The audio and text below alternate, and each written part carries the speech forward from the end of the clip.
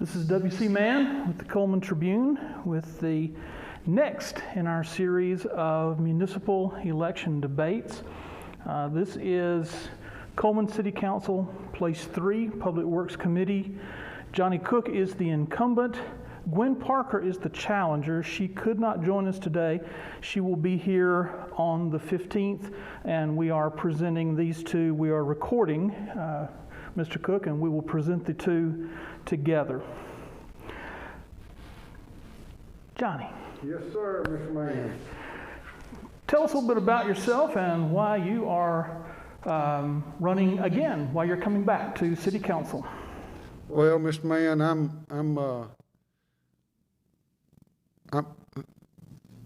I've been on the City Council for a while. We have made great strides, and I have a passion and a heart for serving the people of Cullman as well as other people. We have fine-tuned things over the last 4 years with getting a lot of progress, and I just want to continue to serve and be part of the administration to carry the city to the next step. Okay, thank you. Now, we'll get into these questions. Public Works. Spend a lot of time concerning yourself with things like roads and streets. And roads are a huge concern, and it's come up in the campaign. Do you think the city does a good job maintaining its roadways, and how do you think things could be improved? Well, I will tell you that the city council and mayor have in the past done the best they could, but I think in the past 4 years we have made leaps and bounds over maintaining our roads, especially in the past 2 years. One of the ways we've done that is not being held captive by outside paving contractors. We've bought our own paving equipment, milling machine. We've had guys trained to use that equipment. And yes, we still use paving contractors also, but we can sort of, what for better lack of terms, double dip. We can do some, they can do some, and so therefore our paving schedule has tremendously picked up over the past 18 months to 2 years. Okay, and on this issue of paving, the next question here, paving has ramped up around Cullman this summer. We've seen quite a bit of it happening. A lot of folks have claimed that it's because this is an election year, that this is an election, a campaign activity here. But the city has said it's because paving equipment, the city's purchased paving equipment has made it easier and more affordable for the city to pave roads. Do you think that equipment was a good investment, and why or why not? I think it was an excellent investment.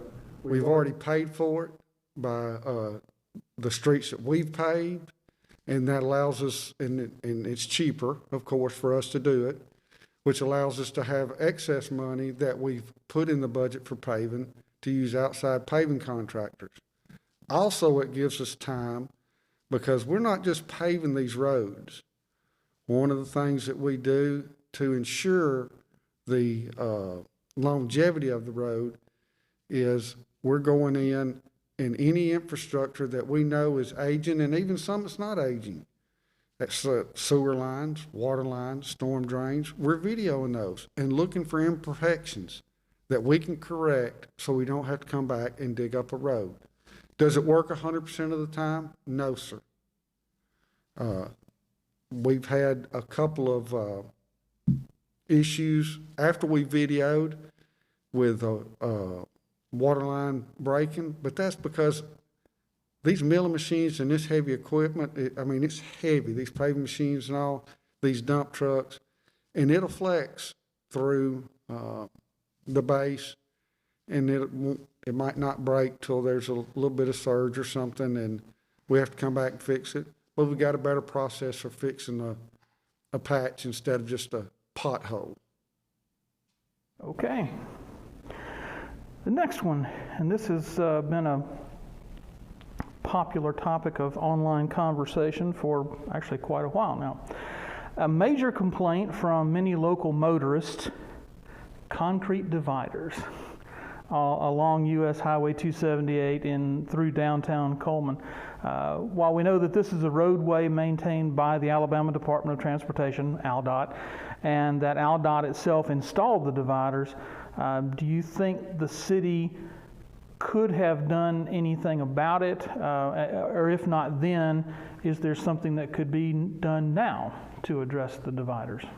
Well, Mr. Mann, when they did those, that money came from a federal grant. And that grant money was specific for safety issues on state highways. The state highway department, that is part of their engineering. Do we like it? No. Was there something we could do about it? We tried everything we could, but it was already in the works, and they were not going to change their mind. Now, in the future, we might be able to do something about it. We're keeping a log and record of any incidents, any accidents or incidences that are caused by these. And so, at a later date, we may present those to them to see if we can get those corrected. Okay. Another project that often comes up in discussions is the widening of Alabama Highway 157 from Highway 31 east past Cullman Regional. Yes, sir. While we know that's also an ALDOT roadway and subject to funding availability from the state, do you think that the city has handled its end of that project well, working with local legislative delegation to move things along? Is there anything you think could have been done or should be done differently? Well, Mr. Mann, I will tell you this. We were in a meeting with the state highway director. We asked him where that project was at. He said it is way down like 150th on the list. We asked what could be done to move it up, and he said pay for half of it. So we put our heads together. We found out about a grant out of Washington, D.C., and we went to work on that grant. And we not only included the city government, we included the hospital, we included adjoining counties that were wanting it widened because it's access for them to get to I-65. And we worked hard through Washington, D.C., and we were able to obtain a grant for half the cost on that highway.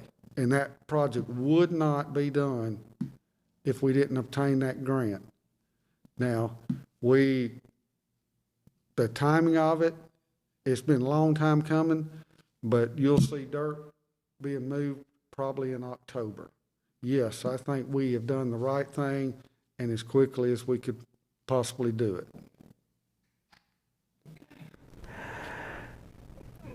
We've also seen, and folks have come to the city council and have spoken at city council about drainage problems in some of the subdivisions and neighborhoods around here.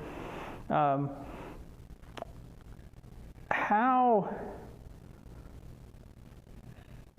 do you feel about the way the city has responded, and how would you suggest that the city deal with these issues?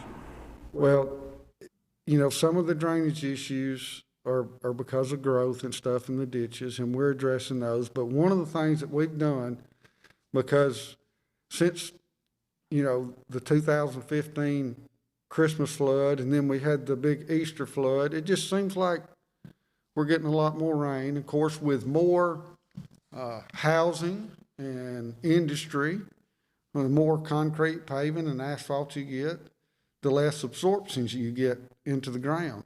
So what we have done to try and speed up the process to get these drainage problems fixed is we've formed a drainage and stormwater crew to work on these drainage ditches and runoff areas. All right. Now, this is not specifically a public works question, but it comes up in discussions about and through the city council and city government in general. And this is education. It has become a popular topic of discussion during the campaign season. Public works funds a lot of construction. Absolutely. City schools, the city school system, their current 5-year plan includes a major construction project in the next few years, dealing with education infrastructure. What should the city's role be in this city school board project? How can the city best participate in this? Well, the city has always been a partner with the school. We communicate, and I think that's what we need to continue to do, is be a partner with them. Get their definite plan, and us assist them in making it come to fruition. Is it going to happen overnight? Is it going to happen the whole project in one fell swoop? I don't think so. I think we need to prioritize it and move forward with it. Now, whether that be figuring out funding sources or us doing in-kind services, you know, ever since I've been around, the city has done all kinds of in-kind services for the school system.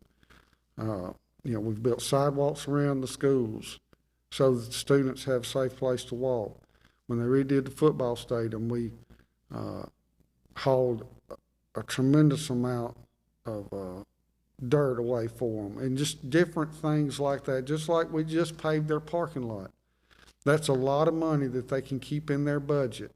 And we do things like that year-round for them, and I think we need to continue to be a partner with them.